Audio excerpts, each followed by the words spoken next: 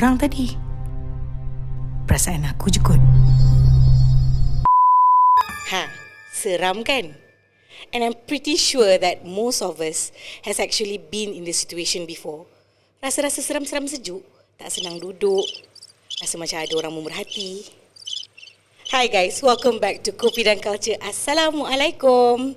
And untuk hari ini, kita akan bawakan tetamu khas ke studio yang akan mengupas lebih lanjut isu-isu mistik. Nama pena diberi Mus Nasmian. Rakan kita Musliha Nasmian di studio. Jom kita kenal-kenal.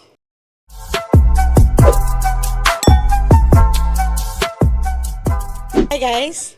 So pada hari ini kita ada, seperti yang saya telah maklumkan sebentar tadi, rakan kita Musliha Nasmian dan juga penulis buku cerita hantu. Apa khabar Kak Mus? Khabar baik. Apa khabar Kisha? Alhamdulillah sihat. Hari ini datang ada kisah-kisah seram, boleh dibawakan ke? Saya tak berjanji tapi insyaAllah kita cuba. Baiklah, tak kenal maka tak cinta. Jadi jom kita kenal-kenal. Siapakah Musliha Nasmian atau nama penanya Mus Nasmian? Boleh ceritakan siapa Musliha Nasmian di rumah, di pejabat, di mata umum? Okey Kisha. Saya sekarang bertugas di Highcom HPPO sebagai Ketua Jabatan Teknologi Maklumat. Sebelum ni saya bersama dengan grup IT di DRB Highcom sejak tahun 2011 dan sekarang saya berada di Highcom HPPO sudah 4 tahun, masuk 4 tahun. Saya seorang yang garang tapi malangnya staf saya tak takut dengan saya. Jadi tapi rakan-rakan sekerja saya ni tak berani nak kelentong sebab alhamdulillah pengalaman saya dalam education, pendidikan saya adalah daripada kejuruteraan mekanikal dan sebelum ni pun saya bertugas di DRB Highcom sebagai project manager untuk ERP system implementation untuk projek Volkswagen di Pekan. So memang 4 hari seminggu tu saya berada di Pekan Pahang, kemudian masuk office di DRB Highcom untuk report lah, untuk menghantar laporan kepada kita punya management lah, pengurusan kita lah. Baik. Dari segi umum, saya background daripada pengalaman saya adalah saya sebenarnya nak dipendekkan cerita ke nak panjang cerita? Boleh je. Yang sedang-sedang saja. Okey.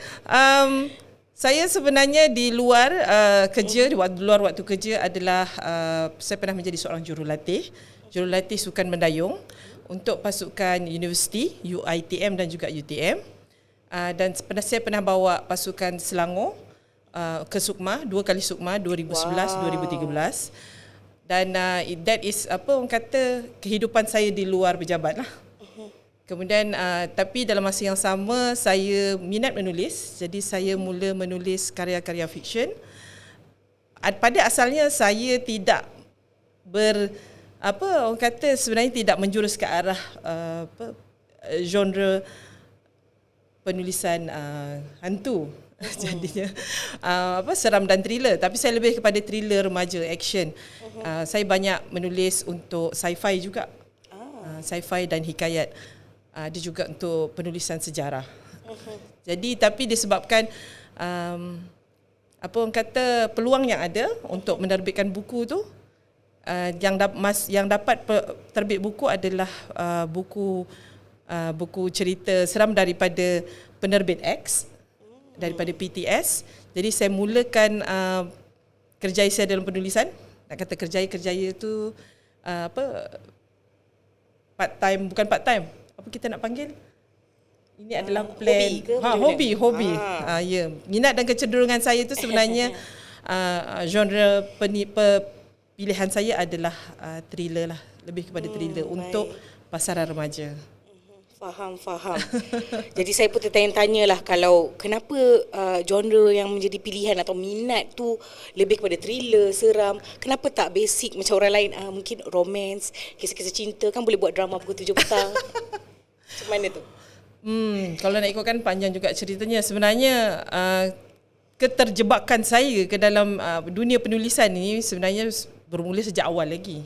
kalau baca daripada buku Puaka Pejabat ni, Puaka Pejabat. ada di bahagian belakang sekali dia ada nyatakan tentang apa orang kata, tentang penulis lah di belakang ni. Okey. Ada nyatakan kat sini, karya kreatif pertama saya adalah sebuah skrip drama berjudul Hang Jebat Derhaka. Kisah Hang Jebat Derhaka ni sebenarnya ini adalah kisah semasa sekolah rendah lagi. Okey. Bayangkan pada umur saya 12 tahun, bila di sekolah ada penyampaian hadiah, saya minta pada cikgu saya nak buat pementasan. Oh. Lain daripada yang lain. Yalah. Jadi ketika itu saya sendiri tulis skrip, saya jadi pengarah dan juga saya jadi pelakon. Of course lah bukan pelakon utama, saya jadi dayang ajalah. Gitu. Supaya sambil-sambil tu boleh mengarah sekali. Jadi saya tulis skrip dan juga mengarah. Seperti jalan ceritanya sama seperti yang kalian tonton dalam filem P. Ramlee. Cumanya saya selitkan dialog-dialog lucu sebab dia adalah komedi. Teater komedi. Okey, ada babak Hang Jebat memberikan hadiah kepada Sultan sebelum dia rampas tahta tu kan, sebelum dia menguasai istana. Jadi orang kata, saya selitkan babak di mana hadiah yang saya persembahkan kepada Sultan tu, Hang Jebat persembahkan kepada Sultan tu adalah seekor katak dalam kotak. Jadi memang huru-hara lah pementasan tu. Bila katak tu terlepas. Oh, terlepas pula. Itulah kisah saya bermula. Saya rasa kecenderungan saya dalam dunia seni dan sastra ni sebenarnya daripada awal, tapi saya tak sedar.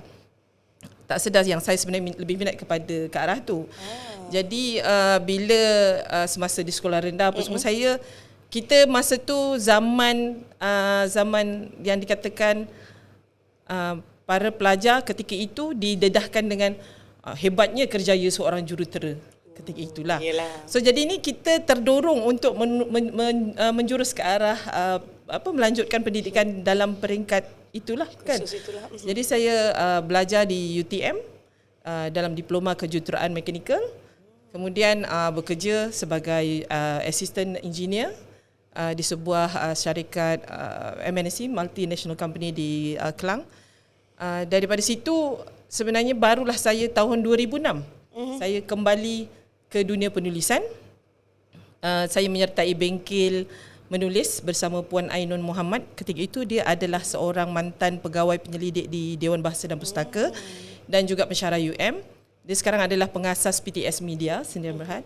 Jadi daripada bertitik tolak daripada bengkel percuma yang beliau anjurkan tu, saya menyertai banyak bengkel-bengkel penulisan yang lain. Jadi barulah saya sedar ketika itu kecenderungan saya sebenarnya lebih ke arah penulisan. So daripada situ, walaupun saya start tahun 2006, saya tak terus terbit buku. Banyaklah saya masuk bengkel sana, bengkel sini. Tapi kita sentiasa berada dalam circle penulis. Geng-geng penulis ni lah. Jadi satu demi satu peluang tu terhidang depan mata. Jadi tinggal nak grab je. Ya tinggal nak grab.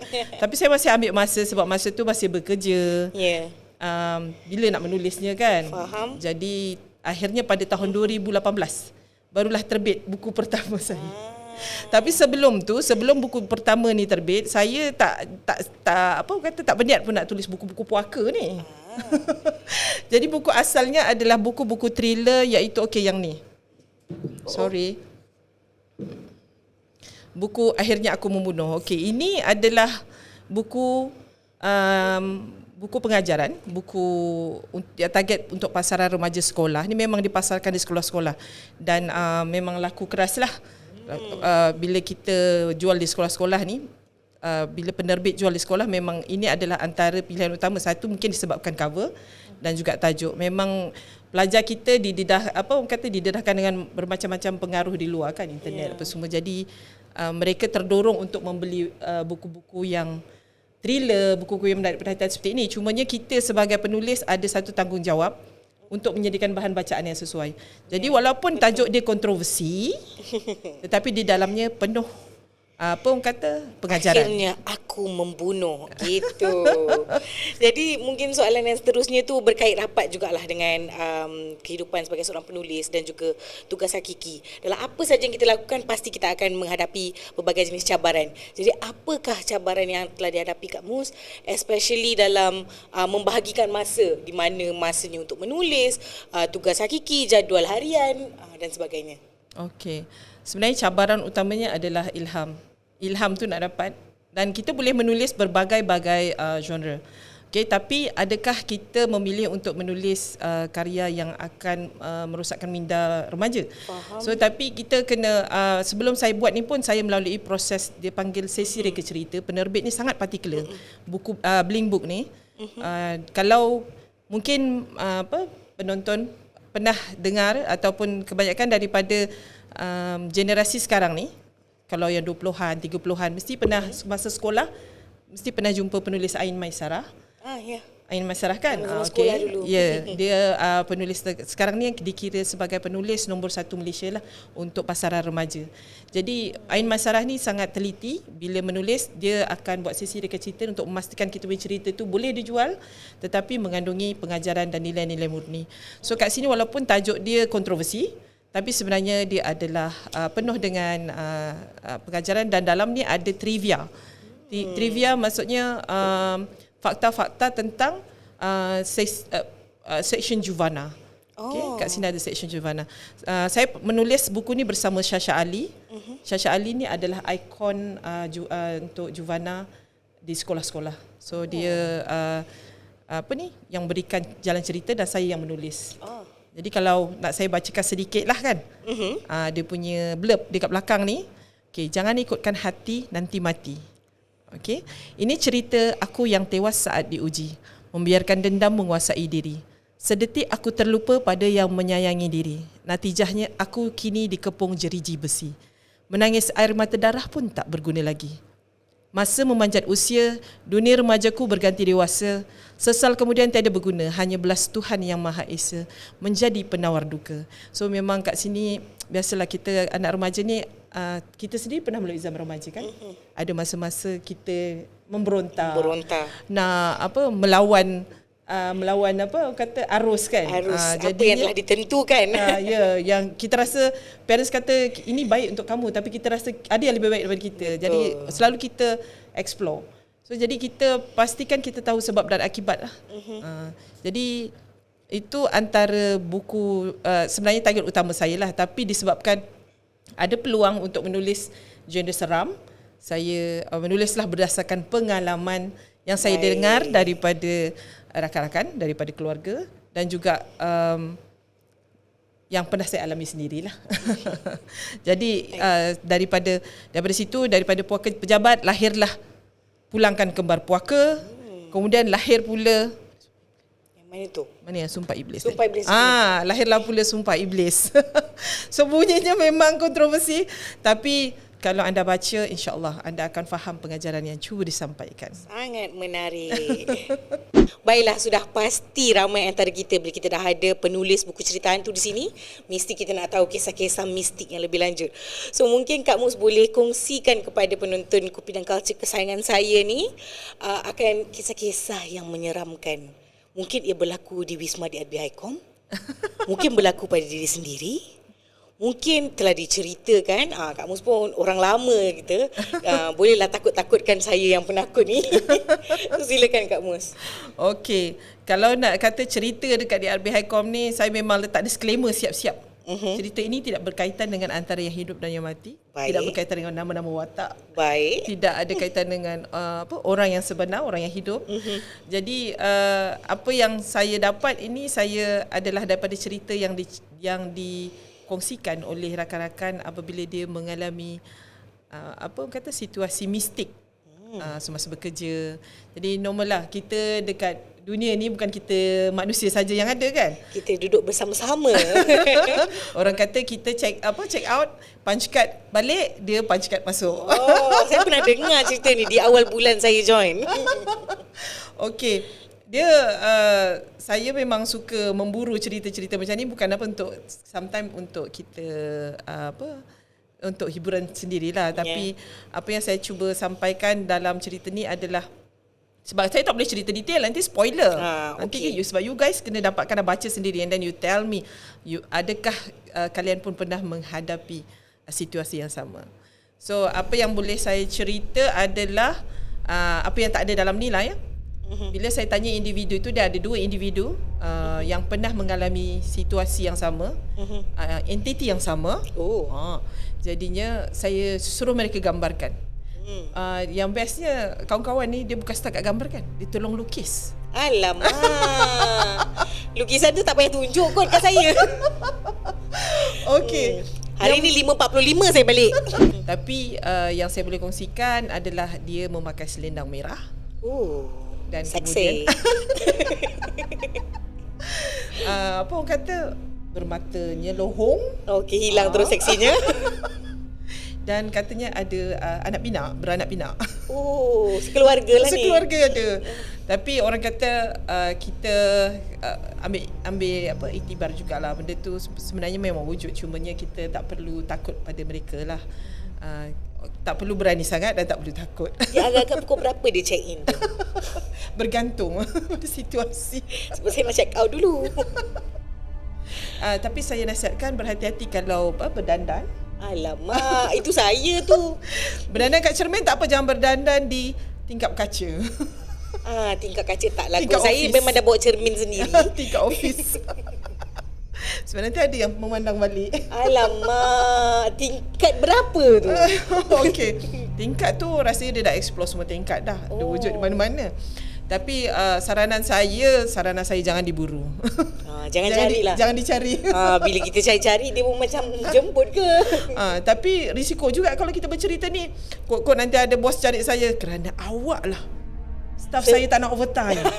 Masak saya minta ampun banyak-banyak. Disclaimer siap-siap. Ini semua rekaan semata-mata. Rekaan ya? Gitu. Rekaan semata-mata. Okay, ada ke kisah-kisah lain yang mungkin pintu lobi terbuka tapi tak ada orang? Macam pernah dengar cerita tu. Okey, selepas cerita ini terbit, adalah rakan kita, nama yang tak boleh disebut, tapi orangnya comel-comel Montel dekat grup IT itulah. Macam saya? Bukan. Dia balik pukul maghrib, masa tu maghrib. Di lift. Nampak tak, lepas asar dah kena balik ya? Dia dengar suara orang ketawa. Masa tu dia seorang lah kat dalam lift. Alamak, ada yang ketawa. Production saya pun sama je macam tu. Okey, satu perkara bila dia dah dengar entiti tu ketawa, dia tenang lah, dia seorang yang berani. Cuma dia terdetik dalam hati, betul ke apa yang aku dengar ni? Dia cuba mengesahkan. Dan betul, benda tu ketawa lagi sekali. Dia macam tak dengar kot. Ulang suara. Saya boleh baca apa yang ada dalam hati awak. Tak apalah. Jadi dia jangan ketawa, ada yang ketawa lagi ya. Tapi itulah antara yang saya pernah dengar lah tentang kisah-kisah mistik di bangunan ini. Okey, saya kena tarik nafas dulu sebelum membacakan soalan seterusnya sebab saya lost terus ya. Mungkin lepas ni kena fikir 2-3 kali untuk stay back. Tapi kalau dah urusan kerja kan kadang-kadang kan, tak apalah, kita mungkin kita niat suci murni tu, kerja dia tak kacau kot insyaAllah. Okey, baiklah. Semua orang dah takut, mungkin kita tenangkan. Kita nampak banyak buku di atas meja pada hari ini. So mungkin Kak Mus boleh sharekan perkembangan Kak Mus. Mungkin ada buku yang terkini dan bagaimana penonton-penonton Kopi dan Culture boleh dapatkan buku-buku dan juga update terkini daripada Mus Nasmian. Okey, macam buku ni, ini buku paling laris. Dah dicetak 5 kali. Tetapi saya contact editor baru-baru ni, kata tak akan dicetak lagi. Jadinya apa yang ada limited di pasaran edition, guys. Limited edition. So kalau nak dapatkan, boleh dapatkan di di pejabat PTS. Dia ada buka kedai buku di Gombak, Batu Cave, PTS Book Cafe. So memang ada di sana dan saya rasa ada dijual di mana-mana buku, toko buku yang berhampiran lah, Koni Kunia ke MPH, saya rasa ada lagi. Ada online store. Nanti saya kongsikan linknya. Baik, kita akan letakkan link. Make sure korang beli dan kasih sold out guys. Alright, untuk update-update terkini tentang Kak Mus sendiri. Okey, sekarang ni saya sedang menulis, sudah siap menulis manuskrip sci-fi hikayat. Dia adalah berkenaan buku buku ni adalah anjuran Dewan Bahasa dan Pustaka. Mereka menganjurkan bengkel untuk menghasilkan buku yang buku kanak-kanak, novel kanak-kanak, novel grafik. Di mana sekarang ni bila manuskrip tu dah siap, saya kena engage dengan illustrator untuk memberikan maklumat tentang cover buku dan juga illustration setiap bab lah. Ilustrasi untuk setiap bab. Jadi itu adalah projek terbaru saya. Akan datang ataupun projek yang sedang diperam adalah contohnya macam kisah-kisah asrama, kisah seram di asrama, kisah buli di asrama. Ada juga yang sekarang ni saya tengah usahakan adalah sebuah buku biografi, buku sejarah tokoh-tokoh sejarah untuk dihantar ke Dewan Bahasa dan Pustaka lah. Jadi memang jadi satu matlamat kepada penulis-penulis di Malaysia ni, kalau tak menulis dengan Dewan Bahasa dan Pustaka tu orang kata tak lengkap lah kehidupan atau perjalanan seorang penulis. So Dewan Bahasa Pustaka ni dia mempunyai kriteria yang ketat. Dia mesti menggunakan bahasa Melayu tinggi, bahasa sastra. Jadi itu adalah antara cabaran yang saya kena tempuh lah untuk menembusi bilik penerbitan Dewan Bahasa dan Pustaka. Baik. Selain daripada itu, saya ada menulis sci-fi untuk e-book. Kalau ada anak-anak tuan-tuan perempuan ada melanggan di sekolah biasanya ada e-book Prakmaya. Saya ada menulis untuk sci-fi Andai Matahari Padam, atau satu lagi Andai Alien Datang. Itu memang saya ada tulis. Andai Bintang Gugur. So itu antara buku-buku sci-fi yang saya tulis lah. Cabaran bila menulis buku-buku sci-fi ni, kita kena buat kajian untuk supaya fakta sainsnya tepat, ataupun sekurang-kurangnya kita menulis sci-fi ni tujuannya adalah untuk memberi inspirasi. Konsep futuristik, sebab macam karya-karya sci-fi itu macam AI, iRobot apa semua tu, itu adalah macam gambaran masa depan kan. Jadi sebenarnya kita pun memberi inspirasi kepada anak-anak kita ataupun anak-anak muda supaya mereka explore. Sebenarnya ada cara untuk kita memberi ilham kepada mereka untuk explore dan menghasilkan penemuan terbaru lah, teknologi baru. Mesti ramai dah tak sabar-sabar dah ni. Dah dengar update terkini ni. Jadi nantikan buku terkini atau update daripada Kak Mus kita. Okay, it looks that we have come to an end. Terima kasih banyak Kak Mus untuk perkongsian hari ini. Tapi sebelum tu, saya ada soalan wajib untuk tetamu-tamu khas. Tanya tak? What was the first movie that you have watched in cinema? Cerita pertama tu, filem apa yang tonton di Pawagam? First movie, that is a long time ago. I can tell. Movie apa Kalau nak cakap movie, apa yang paling impress sekali? Kau pergi dating ke? Kalau movie memang yang banyak memberi kesan. Nak kata first movie, saya tak ingat first movie. Okay, apa tapi yang antara movie-movie yang ada high impact lah kan. Banyaklah movie. Salah satu daripadanya? Kenapa saya ingat 300 aja? Here's a Spartan. Mungkin apa yang memberi minat yang lebih mendalam? Movie yang saya boleh kaitkan macam 300 tu adalah movie epic di Malaysia, Puteri Gunung Ledang. Ataupun yang baru-baru ni Mat Kilau. Saya rasa kita boleh buat movie yang lebih baik, yang lebih hebat, sebab kita ada banyak lagi sejarah lain yang kita boleh ketengahkan. Baik, menarik. Terima kasih sekali lagi Kak Mus untuk perkongsian yang sangat menarik, menyeramkan, menaikkan bulu roma yang ada, membuatkan kita lebih fokus untuk kerja ya. Baik, terima kasih. And thank you so much to our dearest Kopi dan Culture listeners, audience. Jumpa lagi di episod akan datang. Kopi dan Culture, minum.